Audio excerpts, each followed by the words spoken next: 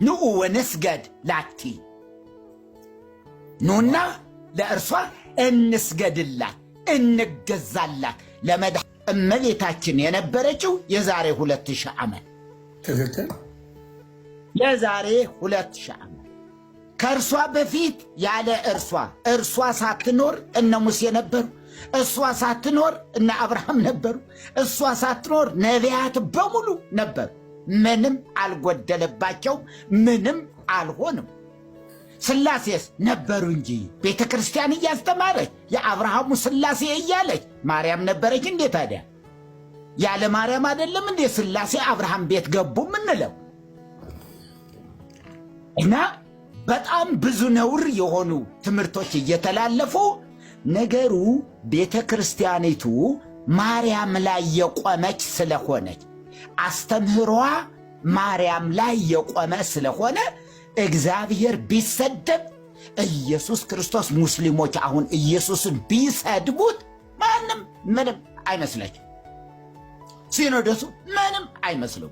እንዲህ እየተሰደበ የራሱ ጉዳይ ነው። ምንም ጉዳያቸው አይደለም። ማርያም ስትነካስ በነገር ሁሉ ማርያም ላይ የቆመ ትምህርት ነው ያላት።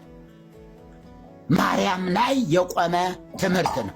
መሰረተ ሕይወት ማርያም ወጥንተ መድኃኒት ዘእምቀዲሙ እየተባለ መሰረተ ሕይወት ማርያም የሕይወት መሰረት ማርያም ናት እየተባለ መሰረተ ሕይወት ክርስቶስ ነው እኮ የሚለው መጽሐፍት። መሰረተ ሕይወት ክርስቶስ ሲባል ሊባል የሚገባው መሰረተ ሕይወት ማርያም ወጥንተ መድኃኒት ዘእምቀዲሙ ከጥንትም ጀምሮ መድኃኒት የሆነች የሕይወታችን መሰረት የሆነች ቤዛ ቤዛ ቤዛ ነፍሰ ኩሉ መዋቲ በሰማይኒ ወበምድር አንቲ። እያችሁ በሰማይም በምድርም የነፍስ ሁሉ የሟች ነፍስ ሁሉ ቤዛ አንቺ ነሽ። ከዚህ የበለጠ መርገም ምን ሊኖር? ከዚህ የበለጠ ውድቀት ምን ሊኖር? ወገኖቼ ከዚህ በላይ እንዴት ሆኖ? ያውም ደግሞ እኮ ለዘገብረ ብርሃናተ አበይተ ባሕቲታ ብቻዋን ፀሐይ፣ ጨረቃ፣ ከዋክብትን የፈጠረች ተብሎ እየተነገረላት እንዴት ሆኖ? የገባቸውስ እነ ዳዊት የገባቸው መዝሙረኛው ዳዊት ምን አለ?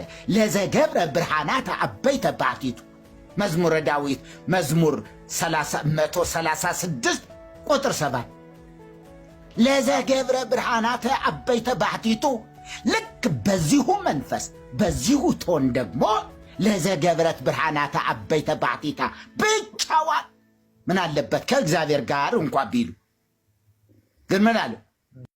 ብቻዋን ታላላቅ ብርሃናትን ለፈጠረች ለእርሷ ኑና እንስገድላት እንገዛላትም አለ።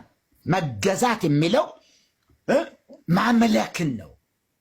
መድኃኒትነ ማርያም ድንግል ለመድኃኒታችን ለድንግል ማርያም ለመድኃኒታችን ለኢየሱስ ክርስቶስ የሚለውን ለመድኃኒታችን ለድንግል ማርያም ማጠፍ ነው።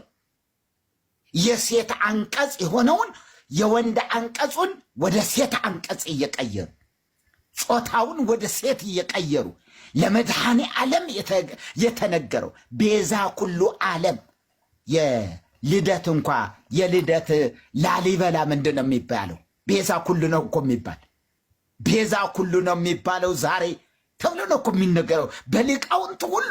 ግን ለእርሱ ብቻ ቢባል ጥሩ ነበረ። ግን እርሷ ደግሞ ቤዛ ኩሉ ለምን ይቀርባታል ተብሎ ከልጇ ጋር እኩል ከመለኮታዊው አካል እኩል ከፈጣሪ ዓለማት እኩል ሆና ሰማይና ምድር ሳይፈጠሩ ድንግል ማርያም ነበረች ብቻ አይደለም እኮ መላእክት ያገለግሏት ነበረ። አያችሁ፣ መላእክት ያገለግሏት ነበረ። እንዴት ሆነው? ነውር አይደለም እንዴ? የዛሬ 2000 ዓመት እንደተወለደች ወላጆቿ እየቆጠርናቸው። አሁን እኮ ማርያም ነበረች ካልን የእርሷ ወላጆችስ ነበሩ እንበል እንጂ ኢያቄምና ሐና ካልነበሩ እሷ የለችም። ከነሱ ስለተወለደች እርሷ ነበረች ማለት እነሱም ነበሩ ያሰኛል። በጣም በጣም ሊታሰብበት የሚገባው ነገር ነው። ምንድን ነው የሚለው መጽሐፈ ዜቅ እንኳ ዮም ፍስሐ ኮነ በእንተ ልደታ ለማርያም እምሃና ወኢያቄም ከመ ትቤዙ ነቢያተ ወጻድቃነ አማን ተወልደት እመብርሃን። ምን ማለት ነው? ማርያም ከሐናና ከኢያቄም ነቢያትንና ጻድቃንን ትዋጅ ዘንድ ከመ ትቤዙ ቤዛ ትሆን ዘንድ ምን አለች? ተወለደች። ታዲያ ክርስቶስ ለምን ተወለደ? እሷ የጻድቃንና የነቢያት ሁሉ ቤዛ የምትሆን ከሆነ ቀድማ ነው እኮ የነበረችው። ለምን ቤዛ አልሆነችም? የእርሱ መወለድ ለምን አስፈለገ? ማርያም ቤዛ የምትሆን ከሆነ ቀድማ የተወለደችው እሷ ናት። ያውም እንደሚተረከው በ15 ዓመቷ ነው የጸነሰችው። ታዲያ የ15 ልጃገረድ ሆና እያለ ለምን ቤዛ አልሆነችም? ኃጢአት አልባ ከሆነ ትክክል፣ ኃጢአት አልባ ከሆነች ለምን ታዲያ እነ ያሬድ አንጽሖ ስጋሃ ሀደረ ላዕሌሃ ስጋዋን አንጽቶ በእርሷ ላይ አደረ ለምን አሉ? ለምን አሉ አባቶች? ለምን አሉ? በርካታ ቅዱሳን እኮ ስጋዋን አንጽቶ በእርሷ ላይ አደረ። ያው ሰንበት ተማሪም እኮ ይዘምሯል። አንጽሖ ስጋሃ እያለ በእርሷ ላይ አደረ። ግን አያስተውልም። ልክ እንደ ሕፃናት አባታችን ሆይ በሰማይ የምንኖር ስምህ ይቀደስ፣ መንግሥትህ ትምጣ፣ ፈቃድህ በሰማይ እንደሆነች እንዲሁም በምድር የዕለት እንጀራችንን ስጠን ዛሬ ብለው እንደሚጨርሱት አይነት ነገር ነው ሲዘምሩት በማስተዋል አይደለም እንጂ እውነታው ይሄ ነበረ። ስለዚህ መጽሐፍ ቅዱስ ግን ምንድን ነው የሚለው? አንደኛ ጢሞቴዎስ 2:6 ላይ ራሱንም ለሁሉ ቤዛ ሰጠ። እውነቱ ይሄ ነው። የሐዋርያት ስብከት ይሄ ነው። ሐዋርያት አባቶቻችን ከሆኑ አባቶቻችንን ሐዋርያት ናቸው ብለን የምናምን ከሆነ ለምን የአባቶቻችን የሐዋርያት ትምህርት አንይዝም? ለምንድን ነው የነሱ ትምህርት ማንይዘው? ያለ ሲኖዶስ እስከ 1951 ዓመተ ምህረት ያለ ሲኖዶስ የኖረች ቤተ ክርስቲያን ምን ይደረግ? ይኸው ዛሬ 65 ዓመት ነው የሚሆነው። ኦርቶዶክስ ቤተ ክርስቲያን የኢትዮጵያዋ ኦርቶዶክስ ተዋሕዶ ቤተ ክርስቲያን ይኸው 6ኛ ፓትርያርክ ይዛለች።